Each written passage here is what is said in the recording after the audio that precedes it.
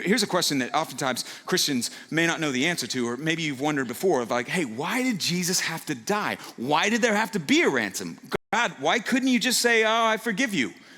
Well, the answer, scriptures say, is because God is holy and just. And just like any justice or any judge in our justice system that looks at someone who did a heinous crime and says, you know what, I forgive you, let's move on, you would say that's not just.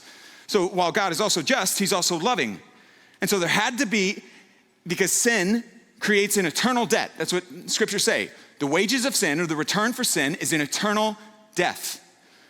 So there had to be a payment for an eternal death. Now that can happen in one of two ways. Either a finite being like you and me pays for all of eternity for their sin, or an eternal, infinite being like Jesus pays with his life and the death of an eternal God.